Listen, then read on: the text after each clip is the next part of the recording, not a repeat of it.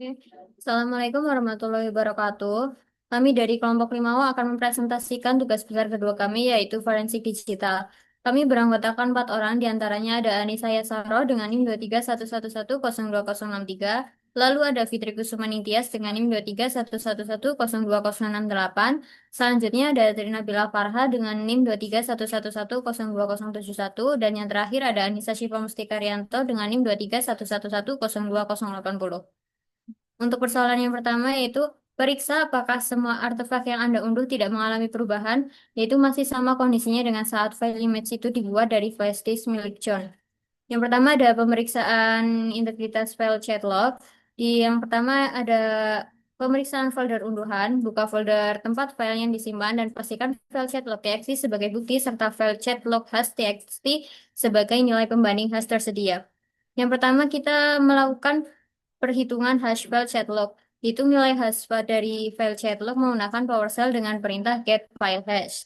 Lalu selanjutnya kita membandingkan dengan nilai hash yang sudah ada.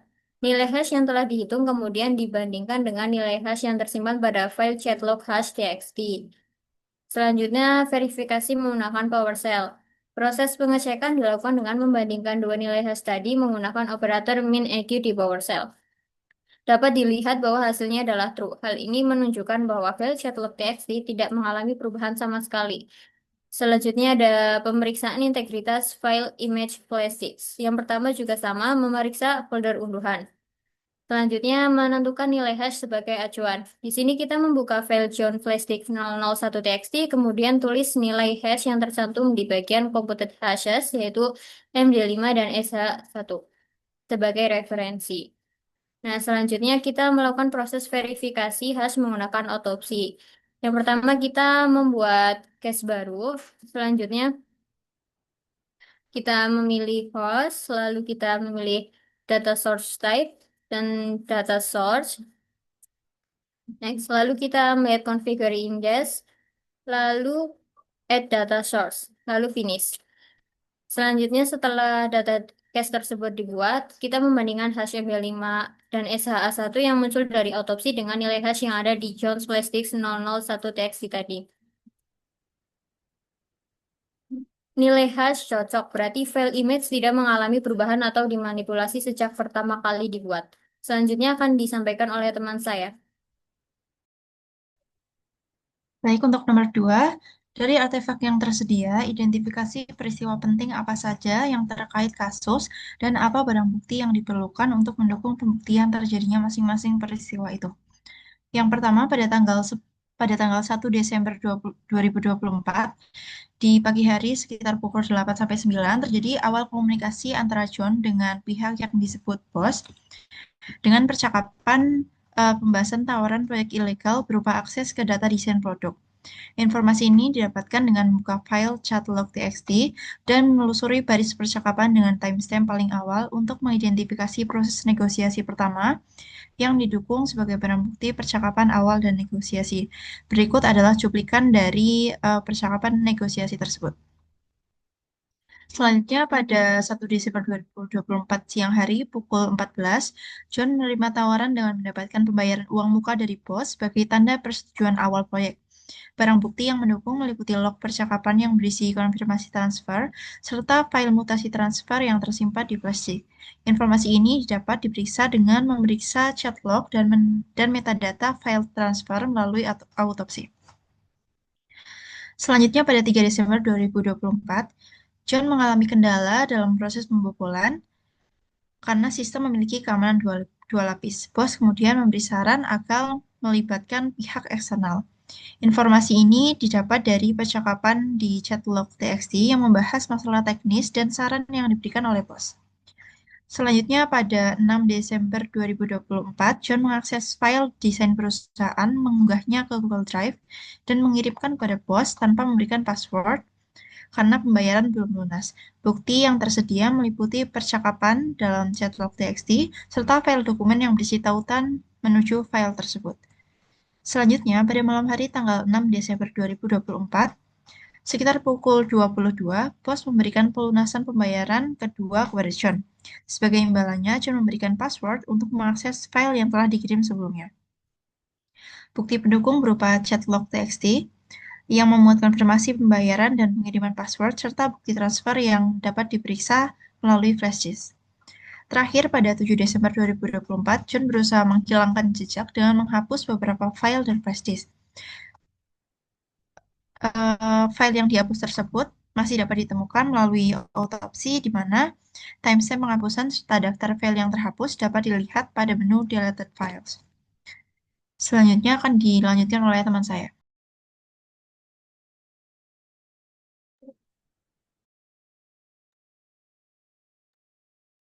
Oke, yang selanjutnya dari artefak yang tersedia, identifikasi apakah semua barang bukti yang diperlukan bisa didapat dan jelaskan cara Anda mendapat informasi tersebut. Untuk barang bukti yang pertama itu riwayat komunikasi John dengan atasannya terkait dokumen rahasia, itu keterangannya tersedia, diperoleh melalui analisis terhadap file chatlog txt yang berisi suara rekaman antara John dengan pihak terkait. Selanjutnya ada file mencurigakan yang berkaitan dengan kasus. Keterangan ditemukan melalui proses analisis file flash disk John Flash Disk 001 menggunakan autopsi. Pemeriksaan dilakukan dengan pencarian file serta analisis hasil file carving. Selanjutnya ada barang bukti percobaan penghapusan file oleh John.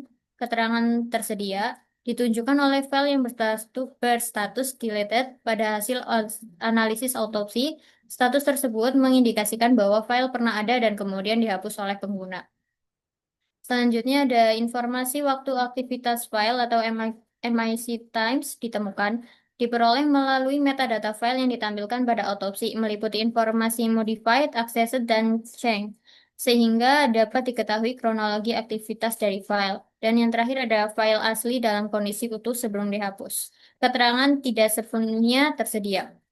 File asli tidak sepenuhnya tersedia dikarenakan sebagian file telah dihapus dan tidak seluruhnya dapat dipulihkan kembali ke kondisi awal. Selanjutnya akan disampaikan oleh teman saya. Nomor 4, yaitu jelaskan langkah-langkah yang Anda lakukan untuk bisa mendapatkan, mengakses, dan menganalisis semua barang bukti secara lengkap. Yang pertama, investigasi terhadap peristiwa pertama dimulai dari komunikasi awal antara John dan pihak yang disebut bos. Percakapan ini memuat pembahasan tawaran proyek ilegal untuk mengakses data desain produk. Tahapan pemeriksaan dilakukan melalui beberapa langkah. Yang pertama, pengambilan artefak digital yaitu file chatlog.txt dan nilai hash yang diterima dari pihak penyidik. Selanjutnya, verifikasi integritas file dengan membandingkan hash SHA-256 dari file percakapan dengan nilai yang tertera pada dokumen chatlog hash.txt guna memastikan keaslian data. Yang ketiga, analisis isi percakapan dengan membuka file chatlog.txt untuk menemukan dan memeriksa dialog awal mengenai tawaran ilegal tersebut. Selanjutnya, identifikasi kata kunci seperti akses data, desain produk, atau dokumen untuk menguatkan temuan adanya permintaan data rahasia. Yang selanjutnya, John menerima pembayaran uang muka dari bos sebagai tanda persetujuan awal terhadap proyek ilegal tersebut. Investigasi dilakukan dengan langkah-langkah berikut, yaitu membuka image flash disk dengan melalui perangkat lunak autopsi. Yang kedua, memeriksa file yang telah dihapus pada menu delete file pada autopsi. Yang ketiga, analisis percakapan pada chatlog, yaitu file chatlog.txt kembali dibuka dan dianalisis untuk menemukan percakapan antara John dan bos yang berisi konfirmasi penerimaan pembayaran uang muka tersebut. Yang ketiga, John melaporkan kepada bos bahwa ia mengalami kendala dalam mengakses sistem target yang dilindungi oleh keamanan dua lapis.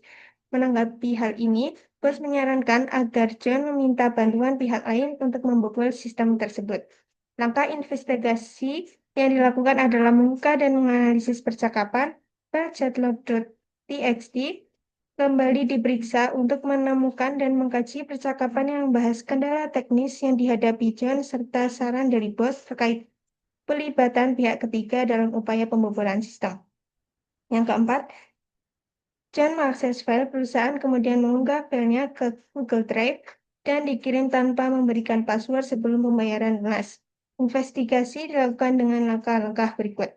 Yang pertama, membuka file flash disk John, flash disk 001, dianalisis di autopsi untuk menelusuri aktivitas file dan memulihkan file URL yang terhapus melalui menu delete file.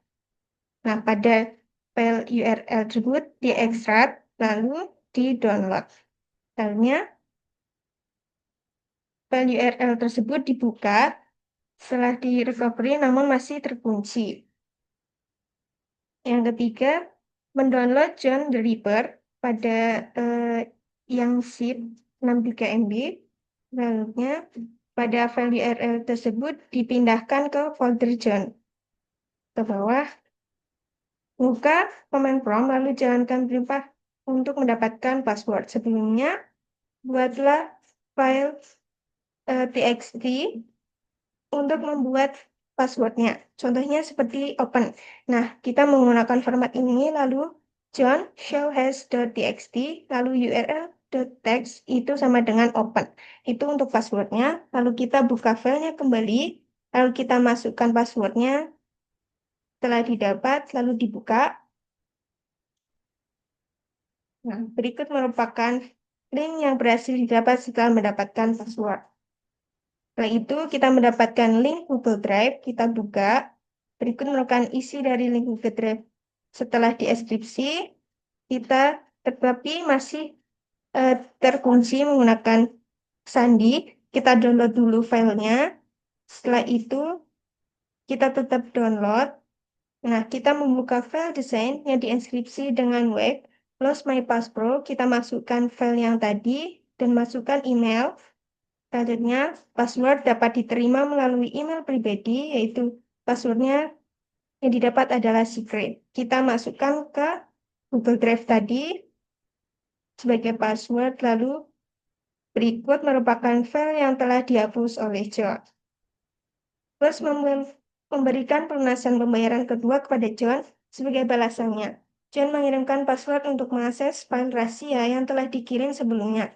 Investigasi dilakukan dengan tahapan berikut. Yang pertama, analisis image flash disk yang dimulai dengan autopsi untuk menelusuri aktivitas file dan bukti transfer pelunasan. Yang kedua, pemulihan file yang dihapus pada menu delete file ditemukan file transfer 6 Desember yang berisi bukti transfer pembayaran kedua meskipun file tersebut telah dihapus dari flash disk. Verifikasi melalui chat log, percakapan dalam chat log dianalisis untuk menemukan konfirmasi pembayaran kedua serta pengiriman password oleh John kepada bos. Selanjutnya, John berusaha menghilangkan jejak dengan menghapus beberapa file dari flash disk. Namun, upaya ini tidak sepenuhnya berhasil karena file-file yang telah dihapus masih dapat dilacak melalui pemeriksaan forensik digital. Langkah investigasi yang dilakukan meliputi yang pertama, pemeriksaan image flash disk. Image John flash disk 001 kembali dianalisis di autopsi untuk melihat seluruh aktivitas file, termasuk file yang telah dihapus. Yang kedua, akses menu file, view dan delete file. Melalui menu view, file view, dilakukan navigasi ke delete file untuk melihat daftar file yang telah dihapus oleh John. Yang ketiga, proses recovery file yang dihapus. File-file yang telah dihapus berhasil dipulihkan menggunakan fitur autopsi sehingga bukti-bukti digital tetap dapat diakses dan dianalisis. Selanjutnya akan disampaikan oleh teman saya. Oke, selanjutnya adalah nomor 5, yaitu buat rekonstruksi kejadian berikut dan tampilkan screen capture-nya atau barang bukti yang terkait. Tahap pertama yaitu adalah terjadinya komunikasi antara John dan bos sebelah atau yang John panggil bos. Pada tahap ini, bos dan John membahas tawaran proyek besar ilegal, yaitu mencuri data perusahaan. Berikut adalah bukti percakapannya. Selanjutnya, tahap kedua, yaitu bos memberikan uang muka pada John sebesar 100 juta. Sebagai bentuk persetujuan awal, John menerima proyek ini. Berikut merupakan bukti transfer bank. Selanjutnya, tahap ketiga, yaitu bos menyarankan memberikan bantuan pihak ketiga pada John.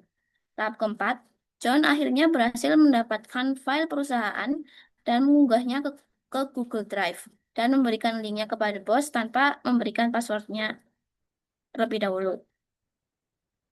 Berikut adalah isi dari linknya yang berisi file rahasia yang dicuri oleh John. Selanjutnya yaitu tahap kelima, yaitu setelah bos melunasi pembayaran kedua, yaitu senilai 400 juta, John akhirnya memberikan password sebagai tanda terima. Tahap keenam, setelah bos dapat mengakses ke file perusahaan, John selanjutnya berusaha menghilangkan bukti dengan menghapus beberapa file penting dari flash disk. Selanjutnya ada inisial attack. Waktu yaitu 1 Desember 2024 pukul 8 pagi. Peristiwanya, nama kontak bos sebelah menawarkan proyek besar ilegal yang bernilai 500 juta untuk mencuri file rahasia perusahaan kepada John. Buktinya sebuah file chatlog.txt yang berisi percakapan awal mengenai proyek besar ilegal ini. Selanjutnya ada peristiwa escalation.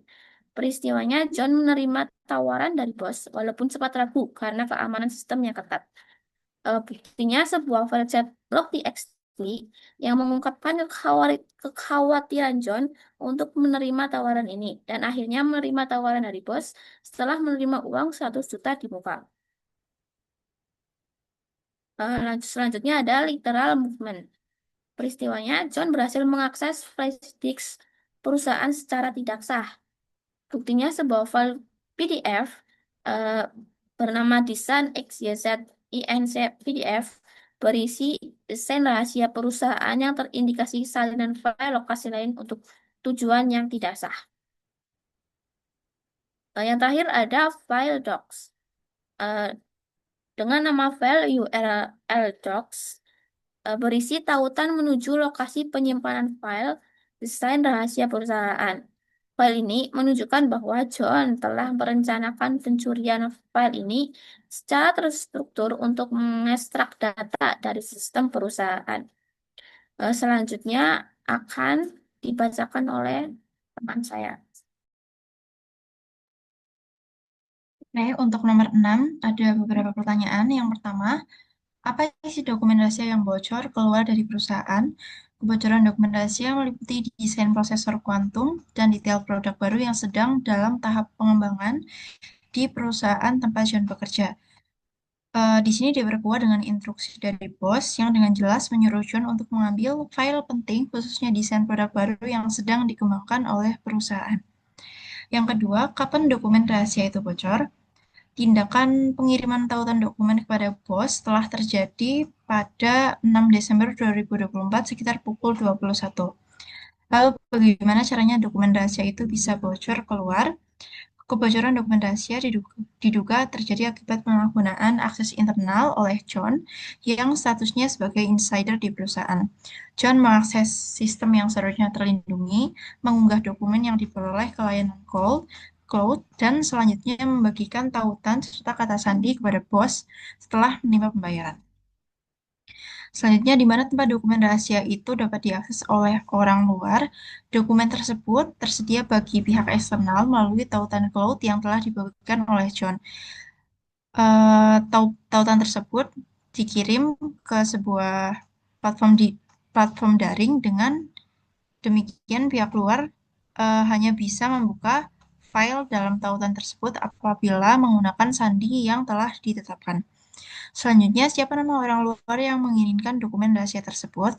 Berdasarkan bukti transaksi, terdapat nama Mukio yang dicurigai sebagai oknum dengan sebutan bos dengan nama kontak bos sebelah. Selanjutnya, apa motif terjadinya kebocoran dokumen rahasia itu?